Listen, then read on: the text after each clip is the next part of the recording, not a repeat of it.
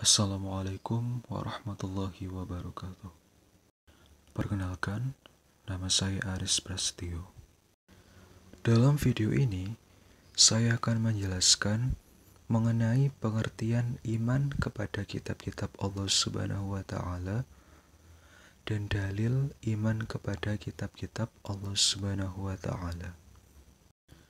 Pembahasan yang pertama, yakni mengenai pengertian iman kepada kitab-kitab Allah Subhanahu wa Ta'ala. Iman berasal dari kata iman, yang mana kata tersebut merupakan bentuk masdar dari fi'il madhi amana, yang menurut bahasa bermakna membenarkan serta mempercayakan. Sedangkan iman menurut istilah adalah membenarkan dalam hati, mengikrarkan dengan lisan atau ucapan, serta mengamalkan dengan anggota badan atau perbuatan.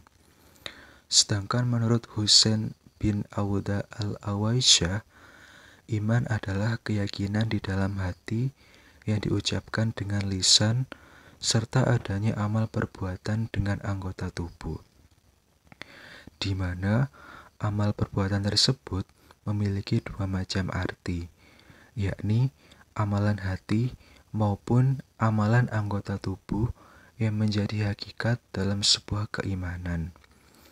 Al-Aizin Ibnu Abdussalam juga berpendapat bahwa iman adalah suatu ungkapan secara hakikat tentang pembenaran di dalam hati atau tasdik al-qalb, dan secara majazi tentang amal yang merupakan sebuah konsekuensi dari pembenaran atau tasdik al-qalb tersebut.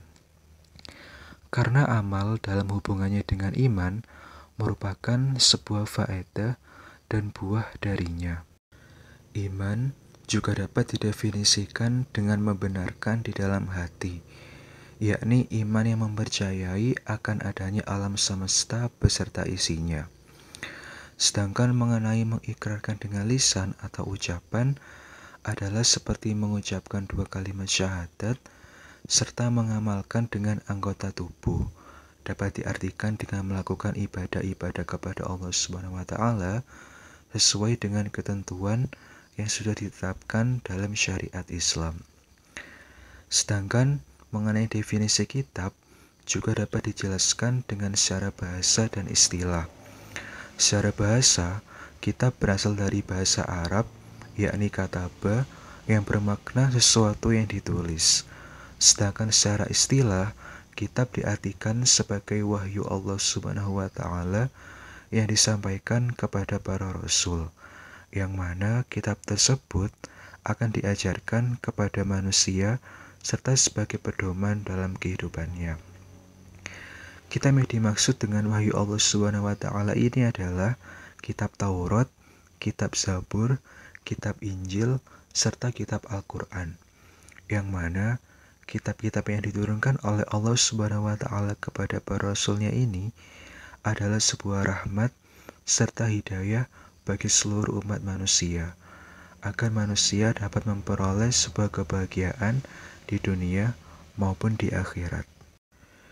Dari kedua definisi mengenai iman dan kitab tersebut, maka dapat disimpulkan bahwa iman kepada kitab-kitab Allah Subhanahu wa Ta'ala berarti memiliki sebuah keyakinan atau beriktikad bahwa Allah Subhanahu wa Ta'ala mempunyai beberapa kitab yang telah diturunkan kepada nabinya.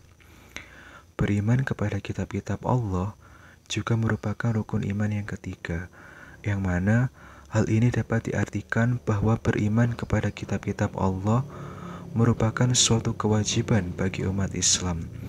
Kita wajib beriktikad atau bisa juga dikatakan bahwa kita memiliki keyakinan mengenai kitab-kitab yang dimiliki Allah Subhanahu wa Ta'ala yang diturunkan kepada nabinya, yakni kitab Taurat, Zabur, Injil, dan juga Al-Quran. Pembahasan selanjutnya yakni mengenai bukti atau dalil kebenaran tentang iman kepada kitab-kitab Allah Subhanahu wa Ta'ala. Yang pertama, dalam surah An-Nisa ayat 136. yang berbunyi, Ya ayyuhalladzina amanu aminu billahi wa rasulihi wal kitabilladzi nazzala ala rasulihi wal kitabilladzi anzala min qablu wa may yakfur billah wa malaikatihi wa kutubihi wa rusulihi wal yaumil akhiri faqad dhalla dhalalan ba'ida. Artinya, wahai orang-orang yang beriman, tetaplah beriman kepada Allah dan Rasul-Nya Muhammad dan kepada kitab Al-Quran yang diturunkan kepada Rasul-Nya, serta kitab yang diturunkan sebelumnya. Barang siapa ingkar kepada Allah, malaikat-malaikatnya, kitab-kitabnya, Rasul-Rasulnya, dan hari kemudian, maka sungguh orang itu telah tersesat sangat jauh. Imam Qurtubi menjelaskan bahwa firman Allah Subhanahu wa Ta'ala dalam ayat tersebut diturunkan dan diajukan kepada semua orang yang beriman. Sedangkan mengenai makna dari ayat tersebut berkaitan dengan perintah untuk tetap beriman kepada Allah, Rasul, serta kitab-kitab Allah Subhanahu wa Ta'ala. Dalam tafsir Ibnu Katsir dijelaskan bahwa dalam ayat tersebut Allah memerintahkan kepada hamba-hambanya yang beriman untuk mengamalkan semua syariat iman dan cabang-cabangnya, rukun-rukunnya, serta penyanggahnya.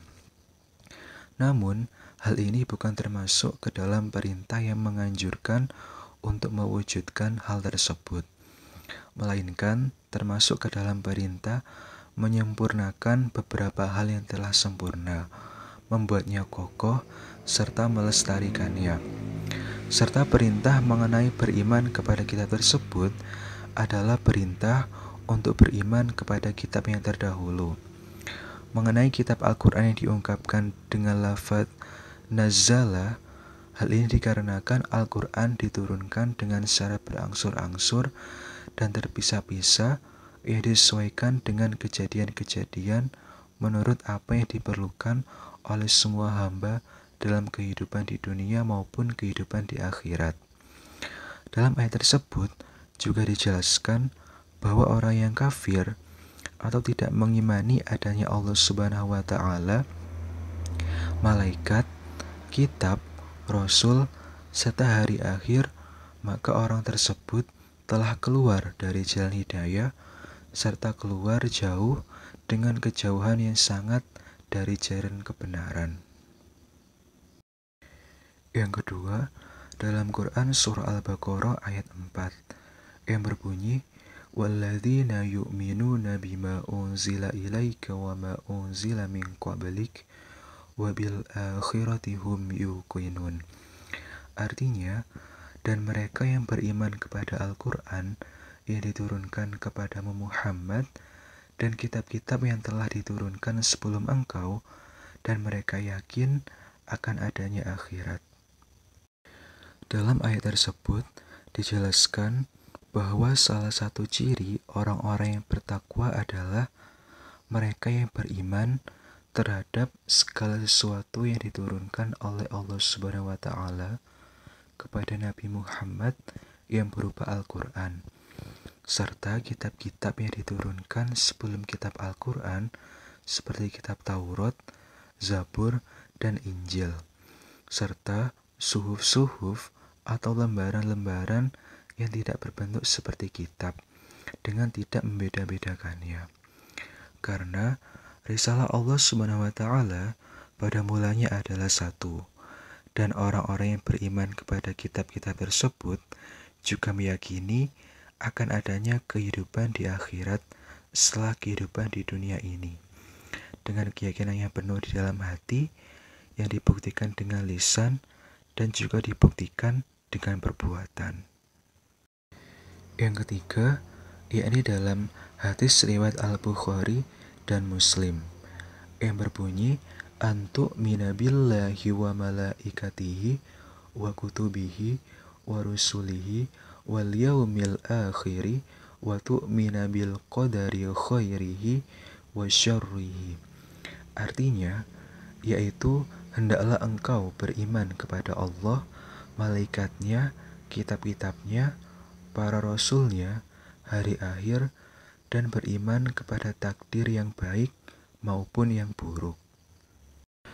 Dalam hadis tersebut dijelaskan bahwa Rasulullah SAW menjadikan iman kepada kitab-kitab Allah sebagai salah satu rukun iman, yakni rukun iman yang ketiga. Maka dari itu, kita wajib mengimani dengan secara mendalam terkait dengan kitab-kitab yang sudah diturunkan oleh Allah Subhanahu wa taala, yakni kitab Taurat, Zabur, Injil, dan Al-Quran sebagai salah satu rukun iman. Mungkin hanya itu yang dapat saya sampaikan mengenai pengertian iman kepada kitab-kitab Allah Subhanahu wa taala serta bukti atau dalil kebenaran tentang iman kepada kitab-kitab Allah Subhanahu wa taala. Kurang lebihnya saya mohon maaf. Assalamualaikum warahmatullahi wabarakatuh.